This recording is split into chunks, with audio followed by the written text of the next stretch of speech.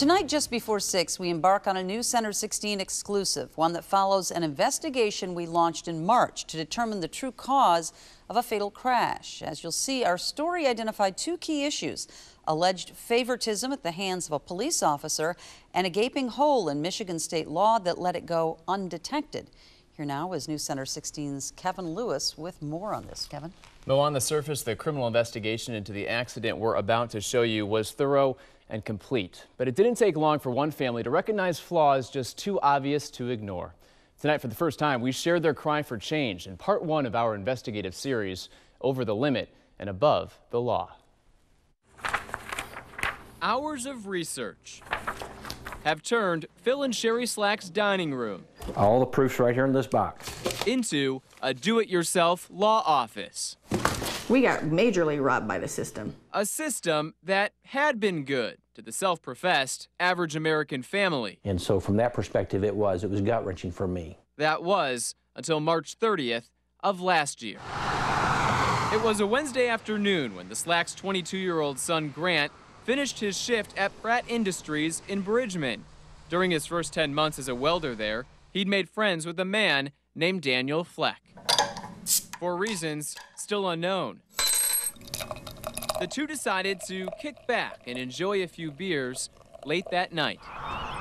Around the same time, 20-year-old Melanie Knapp, a Chikaming Township native, dropped off her sister at this home following a birthday party for their dad. One where family members admit the liquor had also flowed free. In a case of ill fate, both parties were on course to converge. Grant was headed east on Sawyer Road with Dan in the passenger seat, as Melanie traveled northbound towards Sawyer along Minnick. Despite Grant's headlights in sight, Melanie turned left. The damage was devastating. Just 5 minutes after the initial 911 call, 11 clear right. Sergeant George Knoll with the Chikaming Township Police Department witnessed the carnage firsthand. It's real bad one, Chris. Bad because Grant's Volkswagen GTI was off the roadway, ripped to shreds, and crushed by a tree, killing Dan on impact. 710, go ahead. Get another ambulance coming. Some 50 feet away, Melanie was slumped beside her Dodge Stratus, crippled by a broken neck and feet.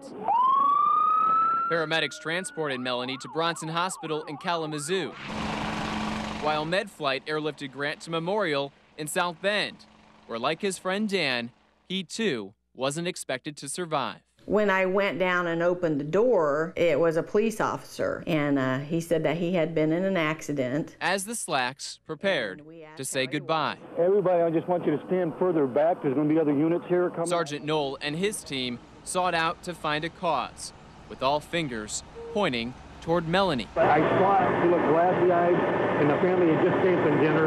They'll do good work, and we'll seek a warrant for that, because it's okay. That won't be a problem. So we'll work on that. Despite that promise to obtain a warrant, court documents state Sergeant Knoll never had a blood draw performed on Melanie.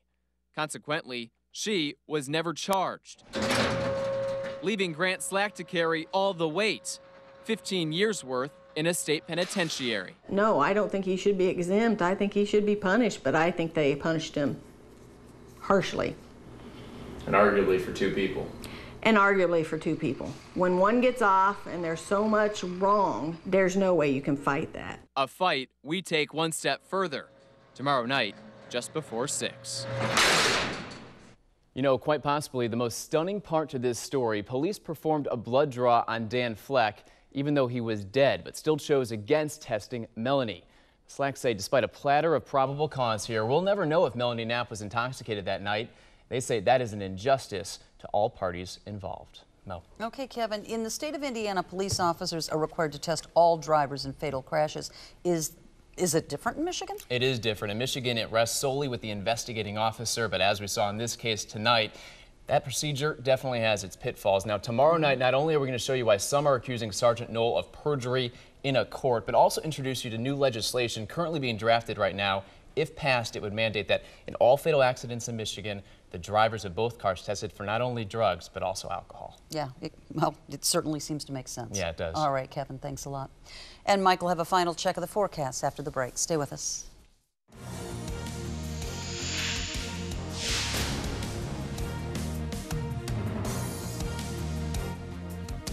Tonight we continue our investigation into a deadly two-car accident that left a man dead, 2 other people seriously injured, and 1 person in prison.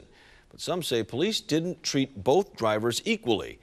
So was this wrongdoing on behalf of the Chikaming Police Department or the result of a Michigan law now being questioned at the State House? News Center 16's Kevin Lewis has been researching this case for 2 months now. So Kevin, obvious question, how could something like this happen? Yeah, Terry, many people are arguing that there is a crack in Michigan state law. Under the current system, officers have the final say in who is and isn't tested for drugs and alcohol following any fatal crash. Opponents say that grants police way too much power, leaving zero room for accountability. As we learned, no one feels that way more than the family you're about to meet. Some 27 years ago, Phil and Sherry Slack vowed to fight. This is about a year's worth of documentation. Through thick and the ever-present state of thin. Hell, 40 years of going through the desert. It's been really hard. Hard began on March 30th, 2011, when the Slack's 22-year-old son Grant and his co-worker Daniel Fleck threw back a few evening beers. Around the same time, 20-year-old Melanie Knapp, a River Valley High School grad, was at a birthday party for her dad. It was a celebration where the booze flowed free. Just after 9 o'clock that night, Grant drove east on Sawyer Road with Dan in the passenger seat, as Melanie headed north on Minnick towards Sawyer, where she turned left. And the damage was devastating. You never want to have that knock on the door. The message was grim. 10-11, clear wreck. From officers on the scene, including Sergeant George Knoll with the Chikaming Township Police Department. I'm 99.9% sure it's going to be a KO at least once. It's bad. Grant's Volkswagen GTI was barely recognizable, a twisted piece of metal that killed Dan on impact and severely injured the Slack's son. 710, go ahead. You got another ambulance coming? Some 50 feet away, Melanie was slumped beside her Dodge Stratus, crippled by a broken neck and feet. I'm trying to think of your name, hon. Melanie. Okay. What happened? Melanie, it's going to take a while for me to figure this out. But it didn't take long after EMTs arrived and reported an odor on Melanie, one all too familiar with late-night wrecks. You good? That's my thought. That's what I asked. Did you smell? I thought I did. I smelled alcohol. I couldn't smell it. I tried, but it could have been injury, but I saw it. She looked glassy-eyed, and the family had just came from dinner. Despite elevated suspicion, police allowed Melanie's family members to rummage through an active crime scene. Hi, who are you? Her brother-in-law. Your brother-in-law? Okay, you can try to keep her calm, but what are you doing with that? Investigators won't tell us just what that object was, or what Melanie's brother-in-law can later be seen kicking off the street and into a ditch. An area relatives later canvassed with a flashlight. There are also many points as you look through the video where you scratch your head and you say, how did that happen? However, nothing shocked them more than Sergeant Knoll's decision to perform a blood draw on Grant, but not Melanie. We did have faith in the system. I hate to say that we lost all faith in the system. A BAC of .12 landed Grant in jail, facing 2 felony charges. A defense attorney cost the Slacks $85 grand, a figure which forced them to remortgage their home. Nevertheless, the Slacks say common sense couldn't beat corruption. Scheduled before a family court judge. According to court testimony obtained by News Center 16, the Slacks attorney asked Sergeant Knoll on the stand if anyone had smelled alcohol on Melanie. He said he couldn't recall. Just so you know, I didn't smell alcohol in the female, but one of the medics said they did. The attorney also asked the sergeant if he ever noticed Melanie had glassy eyes on the night of the crash, to which Knoll replied, no. I saw it. She looked glassy-eyed, and the family had just came from dinner. Finally, Sergeant Knoll was asked if he ever indicated a blood draw would be performed on Melanie. Again, Knoll said no. But it will work. It will keep a warrant for that, because it's okay. That won't be a problem. I knew immediately from what I studied in government and whatnot, that's perjury. It was almost more than you could take. You wanted to stand up and scream. You wanted to say, time out, I cry foul.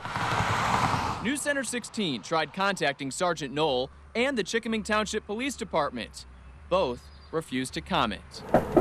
We also called and visited Melanie Knapp's home, where both requests for an interview were neither answered or returned. And then there's Phil Smith, the Three Oaks EMT who smelled alcohol on Melanie. He told us off camera he couldn't comment on the matter because of HIPAA laws. Which brings us to Lansing and State Senator John Prose's push for a new law. It was just surprising that there wasn't guidance for law enforcement officials. Currently, investigating officers across Michigan, like Sergeant Knoll, decide who is and isn't tested for drugs and alcohol following a fatal crash. In its draft state, Senator Prose's bill could make Michigan the 19th U.S. state to mandate all drivers undergo a blood draw, regardless of probable cause. We generally don't need more legislation. What we and many times need is less regulation and legislation. But in this case, it appears to be something that is reasonable for us to consider. But it's too little, too late for Grant Slack, whose parents believe their son is single-handedly paying a 15-year penalty for both parties involved.